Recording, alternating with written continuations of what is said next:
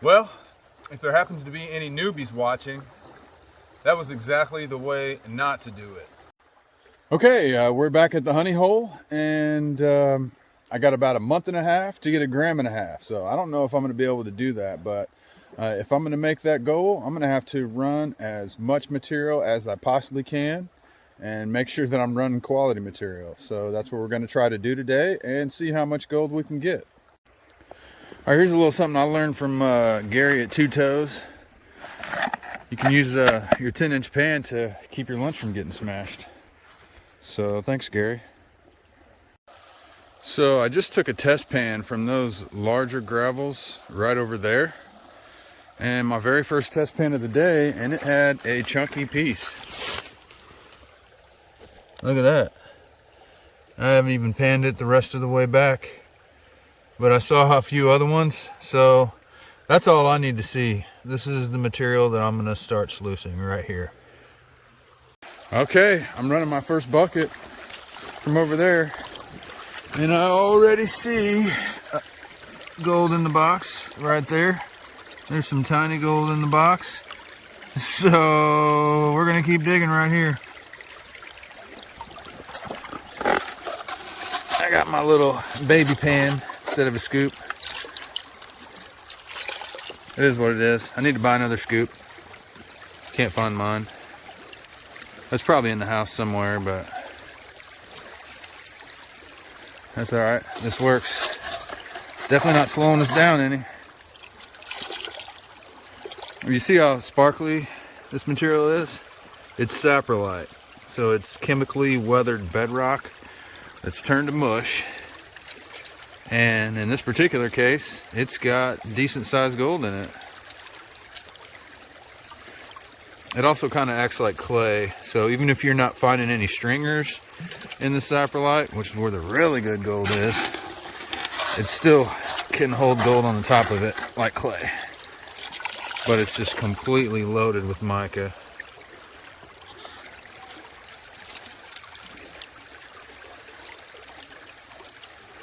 But yeah, we're going to try to run 10 buckets again today, and hopefully we can have a good day like we did last week, because that was pretty awesome.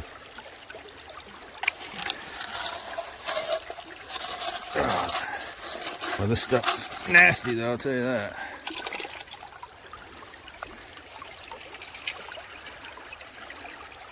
Got the box clearing out pretty nice though. That's what we're looking for. Oh, look at that. It's goopy clay like material.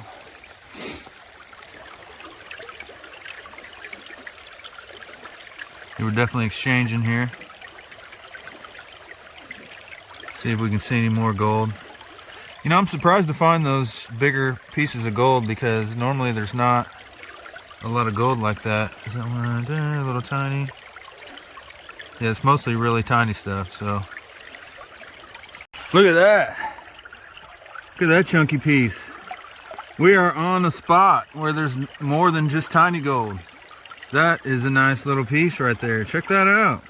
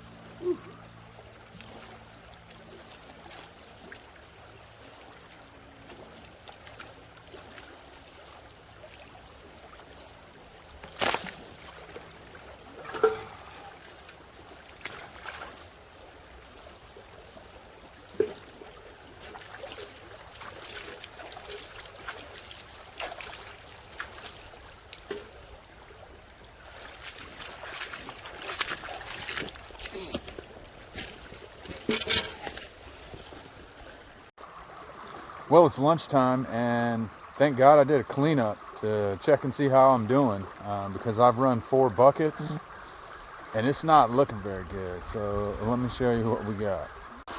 Now, there's definitely some chunkier pieces in there. I mean, that one that's got mercury on it, oh, it's actually more than 1 piece. Dang. All right, so we got smearable mercury again. And then that piece, and then a couple other small pieces, and that's it. So even though there are some bigger pieces of gold right there compared to up there where my true honey hole is, I'm gonna have to go back up here because there's a lot more gold up there. It's just smaller, and the rocks are bigger over here, but there's not as much gold. Well, if there happens to be any newbies watching, that was exactly the way not to do it. I did 1 test pan, I found 1 piece of gold, and I ran 4 buckets. And it just doesn't work that way. I mean, you gotta test, test, test. Otherwise, you're gonna waste 3 hours of your day and not get very much gold like I just did. So let me do some more testing around and try to find something that's worth running. All right, so this area right here is what I'm calling my flower gold honey hole. And I've gotten over 2 grams of gold just from there to there. And you can see I haven't gone all that deep. So I'm gonna do another test pan from right down there real quick and see if I've already got all the gold or if there's still a lot left.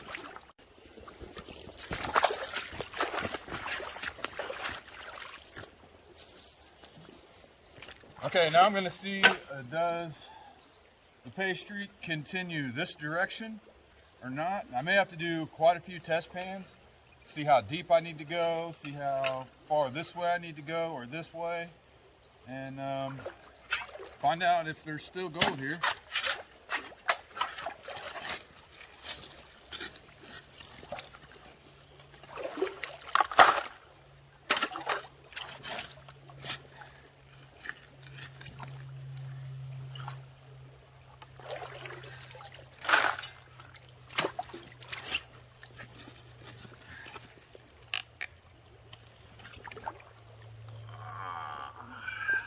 Yeah, juicy.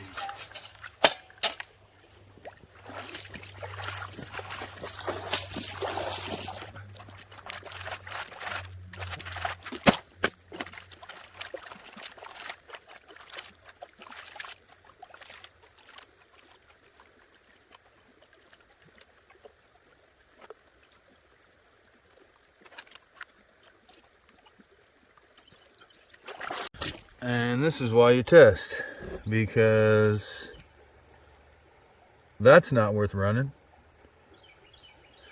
So let's think about this. So it doesn't continue this way, and up there I'm running out of gravels. So maybe deeper, but I'm hitting saprolite or decomposed bedrock, or maybe this way where I've been stacking my tailings. I'm not sure, but like I said, 2 grams out of there, so there could be nothing left. All right, now this is about the spec count that you need with this invisible gold in order to do well. Right there, quite a few specks of gold, super tiny, but if you run lots of that, you get lots of gold. Okay, I went back to the honey hole for bucket number 5, and already couple pieces of gold in the box. I got bucket number 7 ready to go. Let's take a quick look, see what we got. Yeah, there's a couple little pieces there. I don't see a whole lot else. There's some tiny ones up under there. But I think we're still on the gold. Yes, I need to find my scoop, but to be honest, I actually enjoy feeding it by hand. Because I can just kind of control the pace pretty easy. Make sure I'm trying to get this right here to be clear before I add a whole bunch more material. It will tear up your hands without gloves, I will say that, but I got some pretty major calluses going, so it does start to mess with me after a while, but it's honestly not that bad. I wouldn't recommend it to a newbie though, without gloves, because it will mess you up.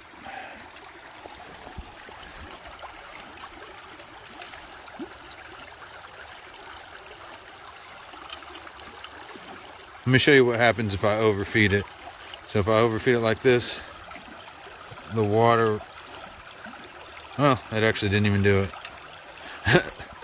The water will all of a sudden get deeper up to like there if you feed it too fast. And I don't feel like that's a great idea.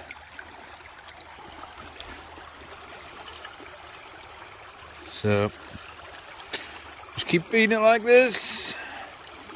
Bucket number 7.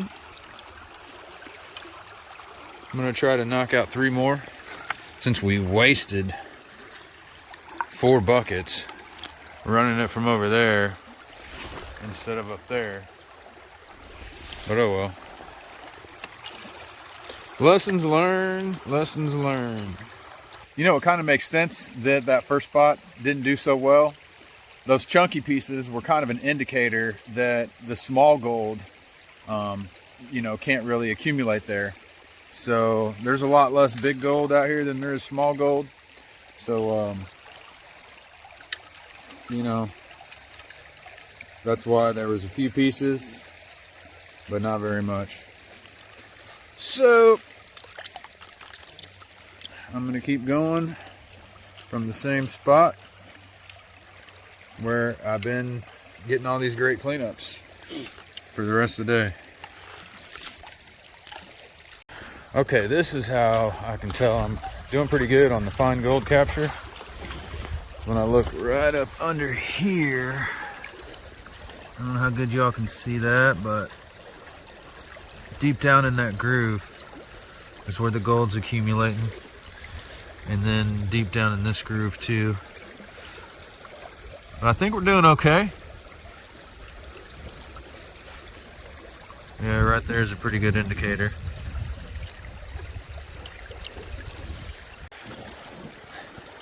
All right, it's starting to add up in the box a little bit. And you got little pieces, but then I don't know how well the camera is picking this up, but if you look right through there, it's actually kind of loaded. Oh, and even this here, I didn't even see that. And then there, I think there's a decent amount of gold in here. So I got these gloves right here. And my buddy from Lost River Gold, he calls them the expletive for a female dog, mittens. So I thought that was pretty funny, but I'm gonna have to. So you can see everything roiling around in there. And then I look at this little line right here, and I'm sprinkling slowly at the pace to where that's staying clear. Instead of dumping a whole bunch on at once, I can control how much material a little bit better with my bare hand. Or with my hand, not my bare hand. But I mean, honestly, I like doing it this way. With the size of the gold being as small as it is here, feeding it slowly, not overfeeding it, is probably pretty critical with this sluice here.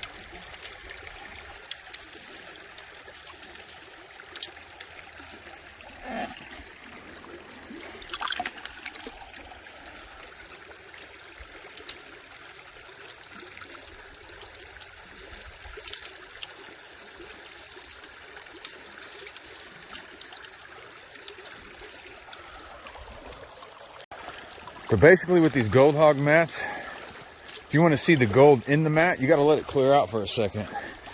But And as you can see throughout there, there's definitely gold in the box for sure. So I think we're doing pretty good. So we're gonna run this last bucket right here, bucket number 10, and then head out. Not sure how well this is getting picked up on camera, but there's quite a bit of gold down in those first few little riffles. So that's good. Well, I'm gonna go ahead and pack up and head out. But I've learned quite a bit today. And that is, just because you're on a pay streak doesn't mean that you're always gonna be on a pay streak. You know, you really gotta do test pans. And I didn't do a lot of test pans before I decided to run a whole bunch of material. So I learned real quick. That's not exactly how it works. And so what I found out is, you know, I mined from here to here and got about 2 grams from there to there, just in that area right there. And so if I go deeper, I don't get anything. If I go this direction, I don't get anything. And if I go this direction along the bank, I don't get anything. But it comes right here. So you could see right past that trees. Right through, actually more, right through there. Seems to be a pay streak. Now up here is about 6 to 8 feet deep. And then it gets shallow. And then there are a whole bunch of gravels right in here, which is what I've been mining and where I've been getting all that good gold.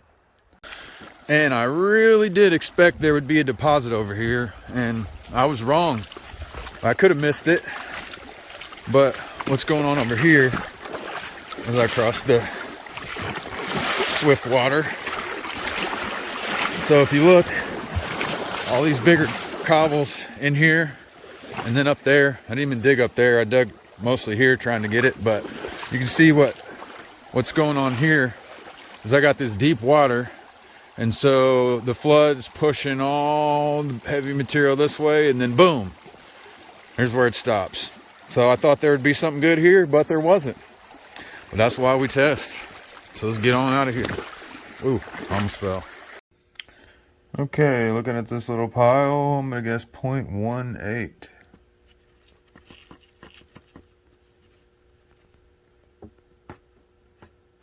Wow, well. Look at that. That's pretty darn close. 0.19. Wow. I'm pretty good at that guessing. And yeah, definitely some mercury. Look at this right there. That's a kind of a little small picker, but it's covered in mercury. And let's see where we're at for the year. And it looks like 5.33 plus 1.1 is 6.43. So I've created a little playlist, and I'll leave a link to that. It is the prospecting videos that I've found most helpful, and one of those is from Chris Ralph, the professional prospector, and it's the 12 mistakes that new prospectors make. And I made at least one of those mistakes, but still recovered nicely and got a decent cleanup, so that's good. But if you would hit that subscribe button, I'd really appreciate it, and the like button, and leave a comment, and share the video, and join the Patreon if you want to be entered into the drawings for my monthly Patreon rewards. I'd appreciate that. Patreon.com/rookie gold prospector, and I'll see you next time.